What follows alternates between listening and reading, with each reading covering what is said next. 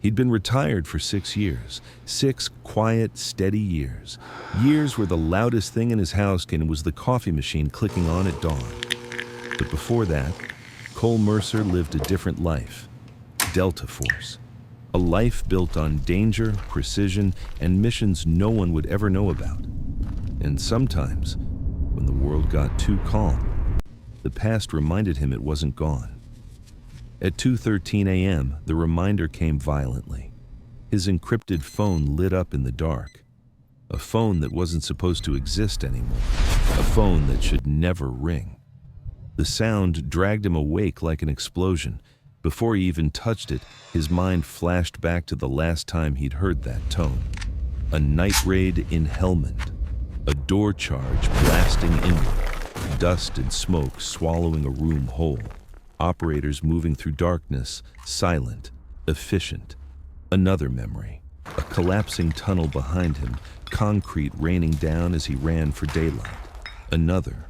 A rooftop extraction under helicopter wash. Muzzle flashes strobing the night sky as he dragged a wounded teammate to safety. All of that in the heartbeat before he opened his eyes. Now, in his quiet bedroom, he exhaled slowly. The peaceful part of his life had just ended. He answered the phone. A voice he hadn't heard in years spoke over distant chaos. "Mercer, we're compromised. We need you back." If Delta was calling a retired operator at 2:13 a.m., something had gone catastrophically wrong. Before we show you why they needed him, drop a comment telling us where you're watching from and hit subscribe. Because what came after this call wasn't just another mission. It was the moment the most dangerous man they ever trained stepped back into the fight. Cole stood alone in the dark, the phone still warm in his hand, the house silent around him. He didn't move, didn't breathe. Rourke. The name hung in the air like a fault line finally cracking open. He set the phone down gently on the nightstand, not because he wasn't shaken, but because the version of himself who used to answer calls like this was waking up again, and that version never showed emotion until the job was done. Cole stepped into the hallway. The floor was cool under his feet. The ceiling fan hummed softly. Nothing in this house looked dangerous, but he felt danger, deep under the ribs, old instincts uncoiling like muscles that had only been sleeping, not dying.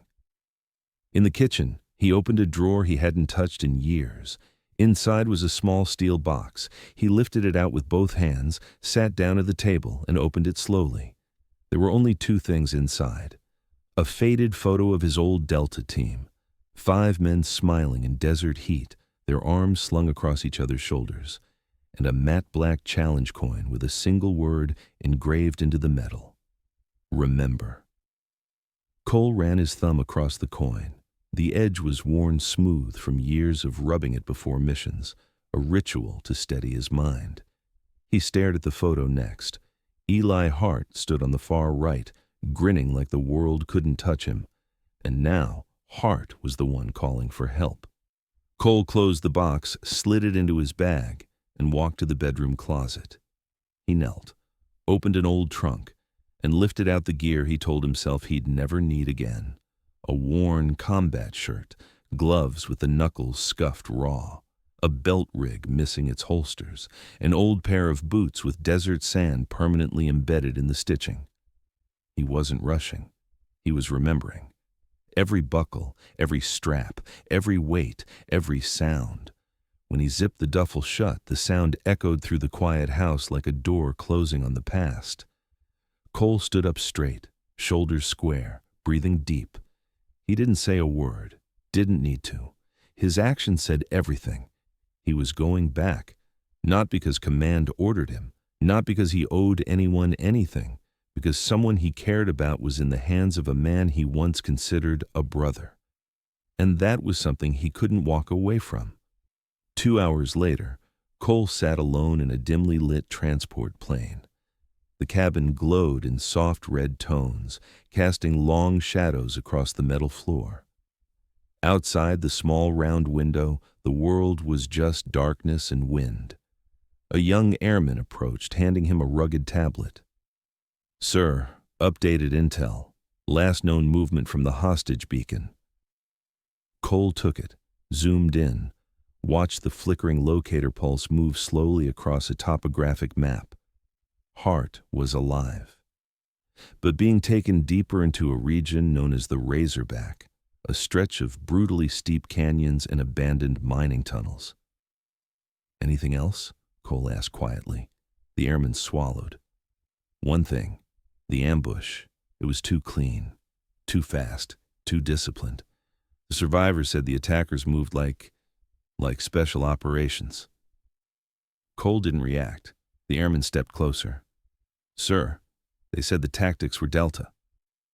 Now Cole looked up, not surprised, just confirmed, because there was only one man who could train a group to move like that. The airman lowered his voice even more.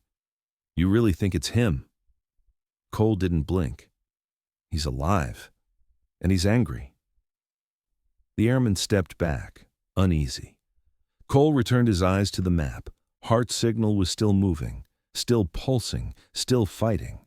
Cole rested the tablet on his knee. "Just hold on," he whispered to no one. The rear ramp of the transport opened. Warm desert wind whipped into the cabin, carrying sand and distant storm clouds. The pilot's voice broke through the headset. "Mercer, 30 seconds." Cole clipped into the line, checked every buckle with the calm certainty of a man who had done this 1,000 times. Then he stepped toward the edge of the ramp. The wind roared. The ground was a black void stretching forever beneath him. For a moment, he closed his eyes. Last time he jumped into a night like this, Rourke jumped beside him, laughing, confident, alive. Cole opened his eyes again. This wasn't that night.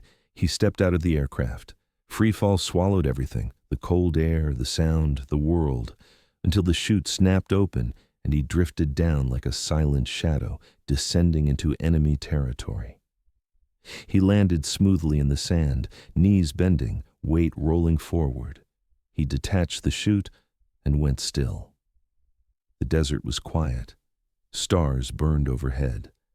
And in the distance, something glowed faintly in the dust.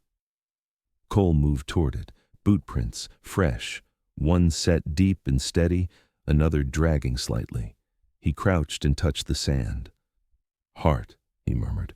He rose and followed the prints into the narrow cut of a canyon, where shadows danced along the rock walls. The canyon tightened as Cole moved deeper, the walls rising so high they swallowed the moonlight. Every step felt heavier, quieter, like the ground itself didn't want to give away his position. Then, a soft, metallic snap from behind him. Cole turned just enough to see two silhouettes easing out from behind a ridge. Their rifles were up at first, and then slowly lowered when the older one recognized him. "Mercer," he whispered, "we thought we were the only ones left." Cole kept moving toward them, voice low. "Tell me what happened." The younger operator shook his head. "It wasn't an ambush. It was an execution. They knew our angles before we even took them." "Describe them," Cole said. The man swallowed. "They moved like operators, like people who trained where we trained." Cole looked past them, deeper into the canyon. "That means Rourke's not alone." The older operator pointed ahead. "That way. Hart was alive when they dragged him in. We heard him shouting." Cole followed the direction of his finger. A dark opening sat at the far end of the canyon. A man-made tunnel carved into the rock. The hum he'd heard earlier grew louder. A generator, maybe several. Cole approached the tunnel mouth slowly, one hand lifted to feel the subtle vibrations in the stone. The air pouring out was warm and stale, carrying the faint smell of oil and dust. He whispered, "They built something down here." As he stepped forward, a single red laser dot drifted across the ground near his feet. Cole froze. From above the tunnel entrance, a calm voice rolled down like gravel sliding off a cliff. "Still walking into the dark without blinking. Some things never change." Cole didn't look up. He didn't need to. Rourke. Boots scraped against stone as the man stepped into view.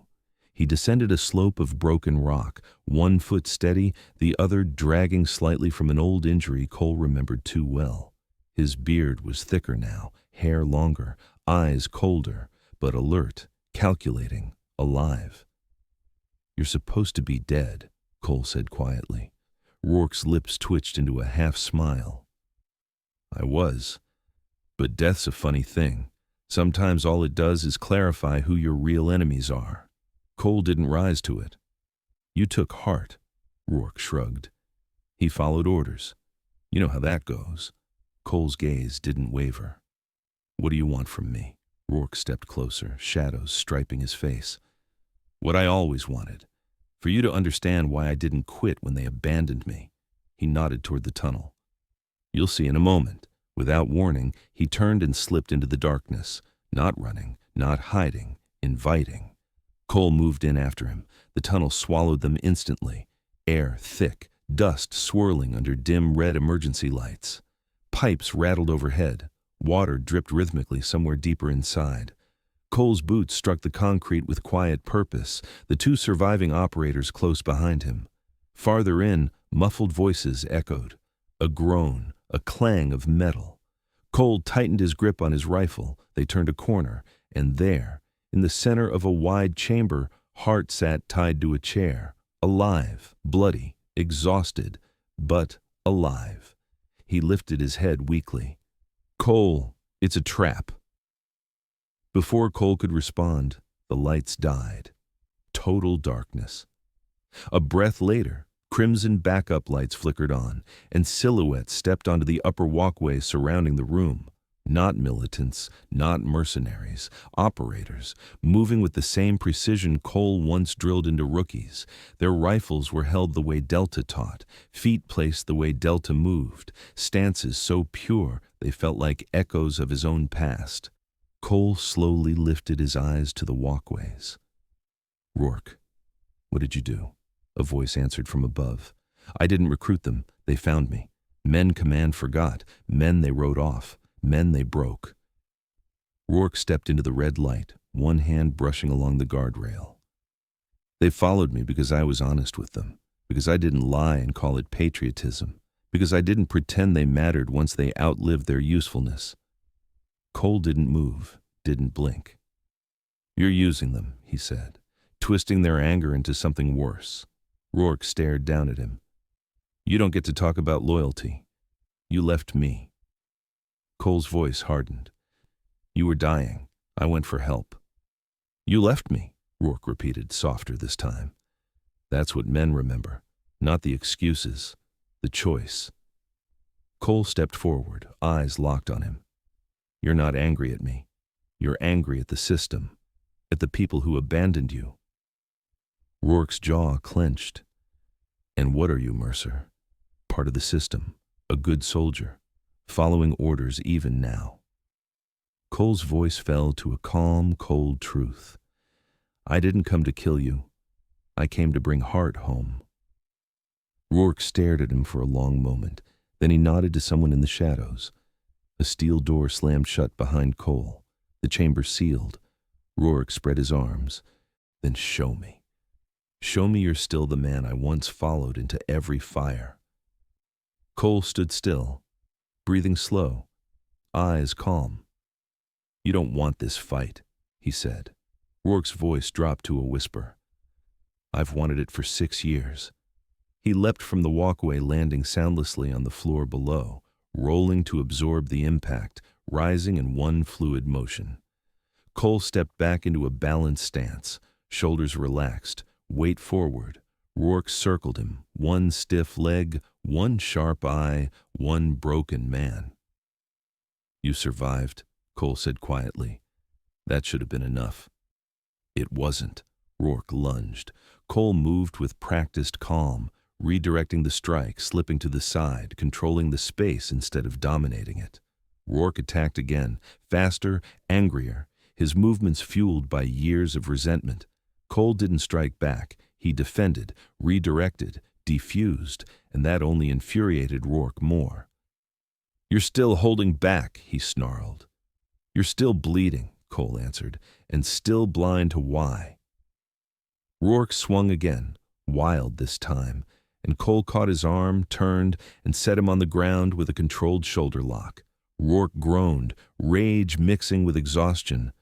Cole didn't tighten the hold, just held him there. "Stop," Cole said. "This isn't the way."